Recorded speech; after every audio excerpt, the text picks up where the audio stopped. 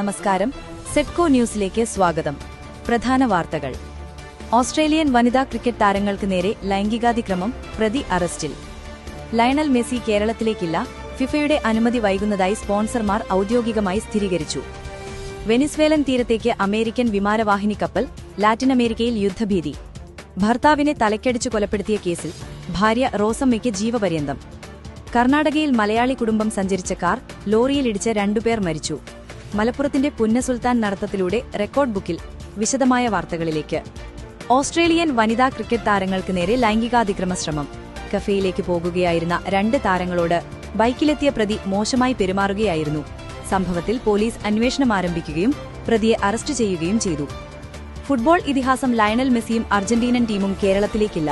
ഫിഫയിൽ നിന്നുള്ള അനുമതി ലഭിക്കാനുള്ള കാലതാമസമാണ് ഇതിനു പിന്നിലെന്ന് പരിപാടിയുടെ സ്പോൺസർമാർ ഔദ്യോഗികമായി സ്ഥിരീകരിച്ചു. ആരാധകർക്ക് കനത്ത നിരാശ നൽകുന്നതാണ് ഈ വാർത്ത. ലാറ്റിനമേരിക്കയിൽ വീണ്ടും യുദ്ധഭീതി. വെനസ്വേലയെ ലക്ഷ്യമിട്ട് അമേരിക്ക കരീബിയൻ തീരത്തേക്ക് വിമാനവാഹിനി കപ്പൽ വിന്യസിച്ചു. USS ജെറാൾഡ് ഫോർഡ് എന്ന വിമാനവാഹിനി കപ്പലിനാണ് മേഖലയിലേക്ക് നീങ്ങാൻ ഉത്തരവ് ലഭിച്ചത്. ഇത് അന്താരാഷ്ട്ര തലത്തിൽ വലിയ ആശങ്കകൾക്ക് വഴിവെച്ചിട്ടുണ്ട്. കുടുംബവഴക്കിനെ തുടർന്ന് ഭർത്താവിനെ തലക്കടിച്ചു കൊലപ്പെടുത്തിയ കേസിൽ ഭാര്യ റോസമ്മയ്ക്ക് ജീവപര്യന്ത തടവ് വിധിച്ചു. തടവിനു പുറമെ 1 ലക്ഷം രൂപ പിഴയും കോടതി വിധിച്ചു. കർണാടകയിലുണ്ടായ വാഹനാപകടത്തിൽ 2 മലയാളികൾക്ക് ദാരുണാന്ത്യം.